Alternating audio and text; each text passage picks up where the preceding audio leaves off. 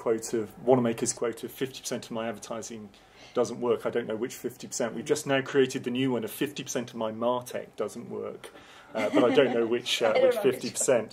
So for me, what I'm seeing here is that there's a lot of importance around the technology and how that's integrated. But at the heart of that, data is the layer that we need. We need to get our data right to be able to then interpret it and to ask the question why and all of those sorts of things. Which kind of brings me to the kind of the elephant in the room of every marketing conversation I have today, which is around data privacy, data protection, and GDPR. And I'm really interested to understand kind of what your thoughts are about that, where you are in the development. Are you worried about it? What do you think the impacts will be for you and your organisation? So, I mean, Matt, what are your thoughts around GDPR? Yeah, well, obviously, huge topic of interest. Everybody's talking about it. I'm not sure the talk is actually being transferred down into action at the moment, although everybody thinks that they're at the point where we know we need to do something about it. And as a business at IMI, we're actually working with several large corporates, helping them put in their data strategy around their customer engagement around GDPR. So, undoubtedly, and we've talked about customer journeys a lot, and in marketing, especially in the customer journey, and it comes down to data again. I think there's kind of three main areas that will influence marketing going forward. It's about the opt-in and the opt-out. Yeah. Basically having the right to be kind of forgotten in the data set, so folks aren't kind of randomly getting in touch with you or reselling all your data, those kind of things. And also, how you're actually processing that data itself. So IT has a huge role to play in this because all this is about data governance, about structuring, in terms of databases, data warehousing, where data is actually stored, and having the right checks and measures so you can be compliant and also not to get into a process where you're going through sort of breach and those kind of things. So from that kind of thing, customer journeys have to be planned out with GDPR in mind, both from a standard perspective of how we communicate on a day-to-day basis, whether it's for acquisition, retention purposes, but also as well when you're planning out campaigns and whether we're looking at things like content marketing, those types of things, how you target, how you actually reach out and touch someone within your database, and how you actually use your marketing database. That does change, and undoubtedly it's going to get more complex, more challenging, so you've got to be more accurate, and it comes down to data again all day long. So it's kind of a variation of the theme of what we were talking about last time. Yes, I'd agree, and I think there's a lot of people that are almost rabbits caught in the headlights at the moment, and that clock is very much ticking. May 2018 is not very far away. But if you've been communicating in continental Europe, then you've kind of come up against this already, right? This is not new if you've had any sort of European remit. It is new, but it's not. So I think that the opportunity for marketing in this, because you can kind of get bewildered by all of the things that it isn't, but actually the opportunity for marketing is, and I'll give you an example, is to create content that people actually want, right? That's the opportunity, which is, if you're just pushing stuff out, then this will really hurt you. If you're actually creating pieces of content that customers find useful, then it sort of doesn't need to hurt you, right? And I'll give you an example. So we did a great piece of marketing against a piece of regulation called Solvency II. We've been doing roundtables and talking to customers, and the feedback that we were getting was, well, we know we need to be ready by this point. This is a couple of years ago now. We know we need to be ready. We don't know if we're ready enough now to hit what we need to hit in January. We don't know. It's a new piece of regulation.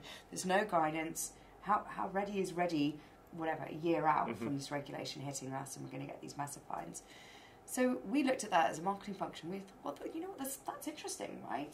Customers are basically asking us to help them to do something. So we then surveyed the top kind of tranche of big companies who probably were going to be a bit more organised around this kind of thing than some of the others. And rather than just issuing that out as a survey, we built a diagnostic tool on the top of it. So you'd go in and you'd be like, right, I'm in asset management, I'm in insurance. You'd answer the question and you'd then get a bespoke report that mapped you where you were in the journey against where the big guys were. And it's personalised report, so you can go to the board and go, guys, we're behind. Or actually we should feel really good about where we are with, so we gave them something that was personalised and value add. Also gave our sales team an incredible lead and a very accelerated conversation around a difficult topic. But I mean, that was a phenomenal performance campaign for us, because we'd listened to what the market was asking us to do, and we'd responded to the needs of the market.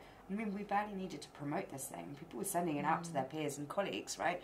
And so and we did it in conjunction with an industry body. So I think that you're right, and I'm not saying it's going to be perfect. It's going to be difficult, but there's a real gauntlet being thrown here, and a real opportunity for marketing to move away from, we think it's interesting, so we just push it out, thought leadership, to what are you actually asking us to help you with? And let's get creative and excited around solving that for you, because then you're going to want it. That's interesting. I mean, there's an old German saying, which is the fisherman should put bait that the fish like, not bait that the fishermen like. And I think that's what happens in marketing. It's like we're driven by sales or whoever saying, oh, we've got to have a piece that looks like this and talks about that. And actually, if we flip that around and do something that's really applicable to our customers, then it's a lot stronger and a lot more engagement. Shelley, from your perspective, are you worried about GDPR, or do you think it's this great opportunity for better engaging with our customers? I agree with you, Antonia. I think it is an opportunity for us to have, customer-centric content. People decide what they want to consume. I mean, for me, from a GDPR perspective, I think it's given me an opportunity to look at our database. And if I look at the database today, I would say most marketeers would probably say between 25 and 30% of their database is GDPR compliant today. Right, so actually, it's given us all an opportunity to take a look at that database and decide, right, okay, is this an opportunity to basically, just go back to the data and say, look, this is typically what we have. It's almost like, build another journey in terms of this is what you're missing. So you decide, do you want to continue missing it, or do you want to opt back in? And again, in an EMEA, sort of like remit, you've got Germany with a double opt-in, so we're facing this all the time. GDPR has probably just acted as a bit of a catalyst for us to become a little bit more focused around the health of our database, and that's, for me, probably the key driver from a GDPR perspective. It's definitely on my radar, but it's also on my radar from an opportunity perspective in terms of just cleaning the database a little bit as well, So again, just really looking at what content, to your point again, what content are we producing that actually is really useful, and am I producing content that is corporate centric, i.e., content that I think you'll find useful, or am I actually listening to you and watching where you're showing up in different channels? So I think GDPR is actually also opening up the whole debate around omnichannel. And making sure that actually we don't rely on just database marketing, and we don't just force out content that we think you want, but actually look at how are you consuming content and what's resonating. And again, it goes back to content scoring. I don't think content is scored enough, because if content was scored enough, actually we would find that we better manage our budgets, because we're producing content that is probably 40 seconds long and delivered in a visual way, because people, with all due respect, have lost the art of reading. We're so used to sort of like just visually taking in information. And, I find it difficult when I keep saying to my son, you need to read a book, because actually, people don't read anymore, they scan. And actually, if you look at behavioural economics, even when you design an email, people read in a Z shape. So put your call to actions where people are going to land, from a human behaviour perspective. So for me, GDPR is a bit of an opportunity. Well, that's interesting, because it's saying so GDPR is an opportunity for us, gets our house in order, make sure that we're able to engage with the customers in the way that they want to. But then leads on to content. And are we coming back to that wonderful phrase of content is king? Is that where we're coming back to? Sakina. Yeah, we have, for me, content is king, because we have a lot of focus on developing the right content, and we do have a very, very strong content scoring model at Criteo, where we actually, when we put out a content, we actually measure what that content has done for us, whether it's awareness, thought leadership, or acquisition, retention, whatever type of content we are putting out there, we do measure the effectiveness of that content, and then we analyze what happened and how did that content do. And because, like I said, we have a very, very strong retention marketing campaigns going out in all countries, we do a lot of content based for our customers, and we talk about what our customers want. Seasonality is big for us, so we do a lot of seasonality content in every country based on, like, in the US we would do Black Friday, in Middle East we would do Ramadan campaigns and those type of things. So content is the bread and butter of like marketing at Criteo. And going back to GDPR, we take it very seriously. So we have already started thinking about it and looking at our data and opt-ins and all of that is being done for the past 6 months at Criteo. And privacy is the heart of what we do, right? We are a retargeting company, so we need to make sure that we are compliant. So it's very serious for us. We have like a team dedicated to making sure that when we hit May 2018, we are either, if not completely there, at least 90% there. Ambitious, but we're trying our best to do that. Yeah. So just chucking a couple of key points, in terms of content marketing today and what it needs to become. So I think, I get the impression here, having just met everybody here, that folks here are probably more switched on to the effectiveness of content marketing than maybe many organisations. I think. I sat down with the guy that heads up content consultancy for Forrester a few weeks back, and an interesting thing that he said was that most of the companies that they come across spend a lot of money on content, but if you take what we in our company call a big rock piece of content, like a white paper, we have big rocks and we have small rocks, top of funnel, mid funnel, all that other kind of stuff. So I'm sure you do. Is that companies like spend tens of thousands on an analyst kind of based white paper, and then don't do anything with it. I think on average you've got to be able to utilise and repurpose content between 10 and 15 times to get any kind of return from it. I think the average company does it 2 to 3 times. So dining out on content and putting it into a clear nurture stream, the more industry specific you can be for B2B content especially, is hugely relevant. And obviously talking about and advising on the topics that folks are engaged with.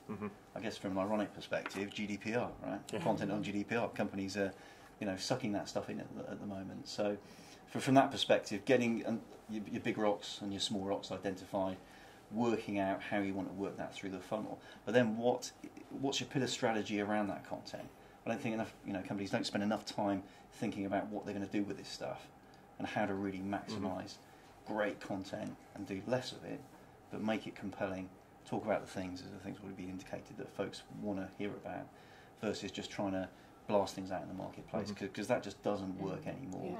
And the only second point I make on that is, I think we're becoming so mechanical with data and with systems that see younger folks coming into marketing who don't have the creativity, or certainly don't have the ability to tell a story.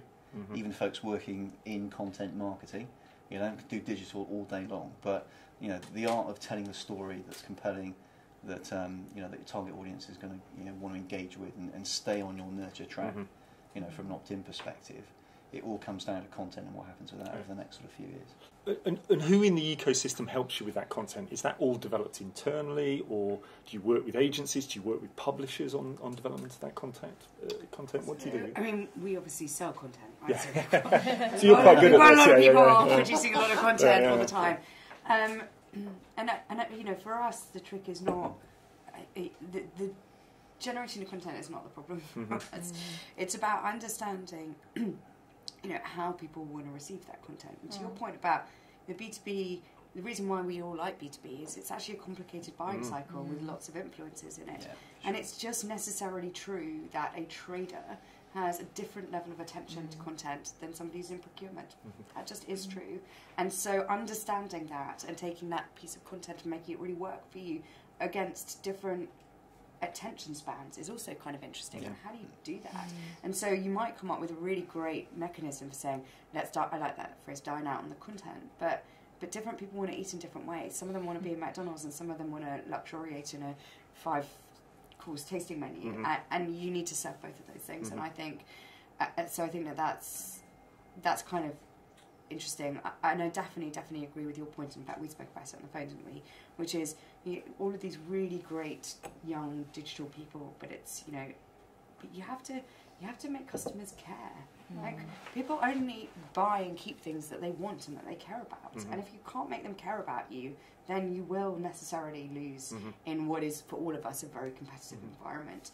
And making people care is, the data will help you to get there, but then there's a kind of leap of faith, which is about an emotional connection that, you know, you kind of, that does feel a bit more old-fashioned, right? But it's also important, and I worry that we're so kind of like, what's the data telling us? Let's learn from the data. It's like, but at the end of the day, you're communicating with people who had a terrible morning because they had a row with their wife and they run out of Weetabix and the tube was awful, and you're communicating with that person as well as I am a procurement officer in a large corporate. And I just think there's an art to that. So I think we're getting better at the science, but we don't want to lose the art piece. So how did you know what my morning was like? But no, I'm watching you. You're watching me. So much you're data about me. you. but I think what, you know, in my words, what you're saying is absolutely data science is important, but you need the behavioural science on top of that. Exactly. You need to understand that. You need to create an emotional engagement with an individual. I was involved in some research 3 or 4 or 5 years ago that looked at how B2B buyers regarded brands, and there's a far stronger emotional connection between a B2B buyer and a brand than there is between a B2C buyer and a brand. Yeah. And the way I look at this is that generally I won't get fired at home by my wife if I buy a bad pair of jeans. If I buy a bad product for my business, my livelihood's on the line. Yeah. So there is that emotional connection there, but we need to be able to tell stories and engage with customers and prospects in a way that creates trust, creates empathy, really understanding what their needs and requirements are, and enabling us to provide that. But I think married to that, you're right, that's absolutely true. I also think it was a Forrester piece of research that said all brands are now measured against the full spectrum of B2B and B2C, right? So the experience of my brand is being measured against Amazon, whether I want it to be or not, it just is. And therefore, as a B2B marketer with all of the complexity, I'm still being asked to be agile and nimble and relevant in a way that Amazon is, and build that brand loyalty. And that's really, really hard to do. That is hard to do in a B2B environment.